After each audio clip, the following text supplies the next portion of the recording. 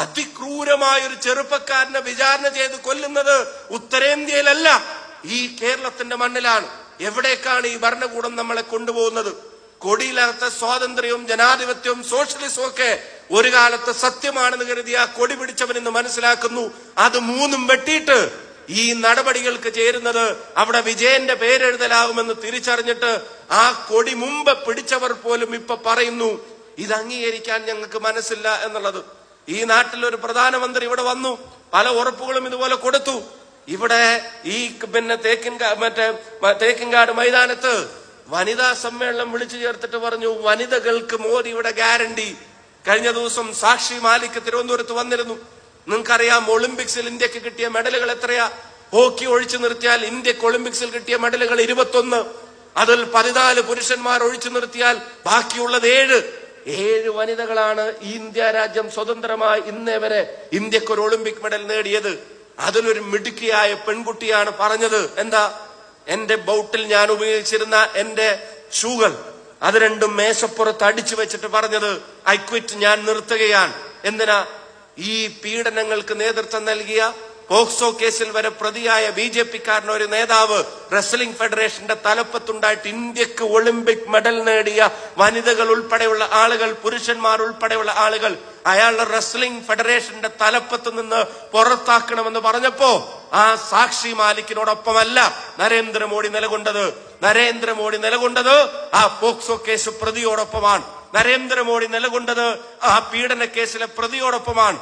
അവിടെ ബ്രിജ്ഭൂഷണെ സംരക്ഷിക്കാൻ നരേന്ദ്രമോദി നിന്നിട്ട് ഈ രാജ്യത്തിന്റെ ദേശീയ ഗാനം, ഈ രാജ്യത്തിന്റെ ദേശീയ പതാക ഒരു അന്താരാഷ്ട്ര വേദിയിൽ ഉയർന്നു കേൾക്കാൻ കാരണക്കാരിയായ പെൺകുട്ടിക്ക് ഞാൻ റെസ്ലിംഗ് നിർത്തേണ്ടി വരുന്നു എന്ന് പറഞ്ഞു വേദനയോടെ പത്രസമ്മേളനം വിളിക്കേണ്ടി വന്നിട്ടുണ്ടെങ്കിൽ മോദിയുടെ ഗ്യാരണ്ടി ഇപ്പൊ പലതും പറഞ്ഞു കേൾക്കുന്നത് പോലെ അത്ര ഒറിജിനൽ അല്ല, അത് ഉറപ്പുള്ളതല്ല എന്നുള്ളത് ഈ നാട്ടിലെ ജനങ്ങൾക്ക് മനസ്സിലായിട്ടുണ്ട്.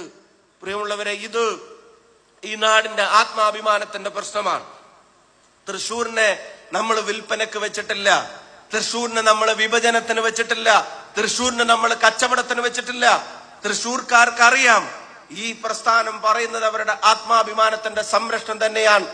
അങ്ങനെ എളുപ്പത്തിൽ വഞ്ചിച്ചും പറ്റിച്ചും പോകാവുന്ന ഒരു ജനതയാണ് തൃശ്ശൂർ എന്ന് ആർക്കെങ്കിലും വ്യത്യാസമുണ്ടെങ്കിൽ വോട്ടെണ്ണുമ്പോഴുള്ള 3-ാം സ്ഥാനം അവരെ അത് അല്ല എന്നൊരിക്കൽ കൂടെ ഓർമ്മപ്പെടുത്തുമെന്നുള്ള കാര്യത്തിന് ഒരു സംശയവും വേണ്ട. ഈ ഗവൺമെന്റിന് വോട്ട് ചെയ്യാൻ എന്തായാലും ഇനി ആരെങ്കിലും തയ്യാറാവുമെന്ന് ഞാൻ കരുതുന്നില്ല.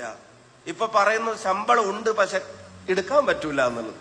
അതെന്താ ശമ്പളം എന്ന് എനിക്ക് മനസ്സിലായിട്ടുണ്ട്. അക്കൗണ്ടിൽ വരും പക്ഷെ എടുക്കാൻ പറ്റില്ല എന്ന്. ചരിത്രത്തിൽ ആദ്യം എന്നെ കേൾക്കുന്നവരോട് ഞാൻ പറയുന്നു, ഏലംകുളം മനക്കല ശങ്കരൻ നമ്പൂതിരിപ്പാട് തൊട്ട് ഉമ്മൻചാണ്ടി വരെ ഭരിച്ച ഈ കേരളത്തിന്റെ മണ്ണിൽ ചരിത്രത്തിൽ ആദ്യം ഒരേ ഒരു തവണ ഈ നാട്ടിലെ ജീവനക്കാർക്ക് ശമ്പളം കൊടുക്കാൻ കഴിയാത്ത അവസ്ഥയിലേക്ക് ഈ സർക്കാരിനെ കൂപ്പുകുത്തിച്ചവർ, മക്കൾക്ക് മാസപ്പടി കിട്ടും പക്ഷെ പണിയെടുക്കുന്നവന് പൈസ കിട്ടുന്നില്ല എന്നുള്ള അവസ്ഥ ഈ നാട്ടിൽ ഉണ്ടാക്കിയിട്ടുണ്ട്. ഞാൻ പറയുന്നു, ഇത്തവണത്തെ വോട്ടിന് രാഷ്ട്രീയത്തിന്റെ മാത്രം നിറമല്ല, ഇത്തവണത്തെ വോട്ടിന് ഈ നാടിന്റെ നിലനിൽപ്പിന്റെ നിറമുണ്ടെങ്കിൽ ഞാൻ പറയുന്നു, ഇവിടുത്തെ കമ്മ്യൂണിസ്റ്റുകാരനോട്, ഇവിടുത്തെ CPI-കാരോട്, ഇവിടുത്തെ CPM പ്രവർത്തകനോട് അറിയാതെങ്കിലും ഒരു പിന്തുണ ഈ ജനവിരുദ്ധ സർക്കാരിന് നിങ്ങളുടെ വിരൽ കൊണ്ട് കൊടുത്തു പോകരുത്. നിങ്ങൾക്കും വെറുത്തിട്ടുള്ള, നിങ്ങളെയും വെറുപ്പിച്ചിട്ടുള്ള, സാധാരണക്കാരനെ മുഴുവൻ വഞ്ചിച്ചിട്ടുള്ള ഈ ഗവൺമെന്റിനെതിരായിട്ടുള്ള വിധിയെഴുത്തായി ഇത്തവണത്തെ നിങ്ങളുടെ തെരഞ്ഞെടുപ്പ് മാറ്റട്ടെ എന്ന് മാത്രം പറഞ്ഞുകൊണ്ട് പള്ളിയിലേക്ക് പോകുന്നവൻ അതിന് പോവാൻ, ചർച്ചിലേക്ക് പോകുന്നവൻ അതിന് പോവാൻ, അമ്പലത്തിന്റെ വിശ്വാസവുമായി പോകുന്നവർക്ക് അതിന് നിൽക്കാൻ, വിശ്വാസമില്ലാത്തവൻ അങ്ങനെ ജീവിക്കാൻ, അവർക്കിടയിൽ വൈര്യമില്ലാതെ, വർഗീയതയില്ലാതെ, വിഭാഗീയതയില്ലാതെ അവരെ ഒന്നായി കാണാൻ കഴിയുന്ന ഒരു ഭരണകൂടം ഇന്ത്യയുടെ മണ്ണിൽ അധികാരത്തിൽ വരണമെങ്കിൽ അത് ഇന്നലെ പട്നയുടെ മണ്ണിൽ പറഞ്ഞതുപോലെ അത് ഇന്ത്യ മുന്നണിക്ക് സാധിക്കുകയുള്ളൂ എന്നുള്ളത് നമുക്കറിയാം. അങ്ങനെ സാധിക്കണമെങ്കിൽ അതിന് കരുത്തു പകരാൻ തൃശ്ശൂരിൽ നിന്നൊരു ജനപ്രതിനിധി ഉണ്ടാവണം. അതിന് കരുത്തു പകരാൻ തൃശ്ശൂരിന്റെ മണ്ണിൽ UDF-ന്റെ ജനപ്രതിനിധി ജയിക്കണം.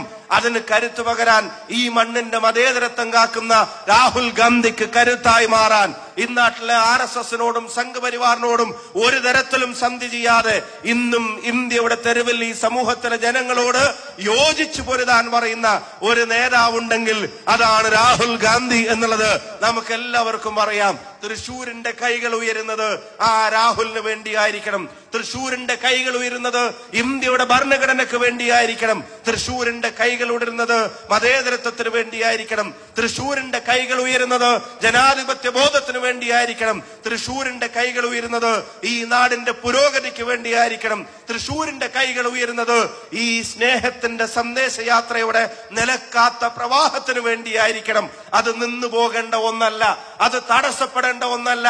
അത് ഈ നാടിന്റെ ജീവവായു പോലെയാണ്. അതിനെ നമുക്ക് സംരക്ഷിച്ചു പിടിക്കാമെന്ന് മാത്രം പറഞ്ഞുകൊണ്ട് പ്രിയങ്കരനായ ടി.എൻ. പ്രതാപൻ MP തൃശൂരിന്റെ മുക്കിലും മൂലയിലും തന്റെ ജനങ്ങൾക്കൊപ്പം നടത്തിക്കൊണ്ടിരിക്കുന്ന ഈ മാതൃകാപരമായ യജ്ഞത്തിന്, നാടിന്റെ ഐക്യത്തെ കാക്കാനുള്ള ഈ മഹാസന്ദേശ യാത്രക്ക് എന്റെയും പാലക്കാടിന്റെയും പ്രസ്ഥാനത്തിന്റെയും ഹൃദയാഭിവാദ്യങ്ങൾ നേർന്നുകൊണ്ട് നിർത്തുന്നു.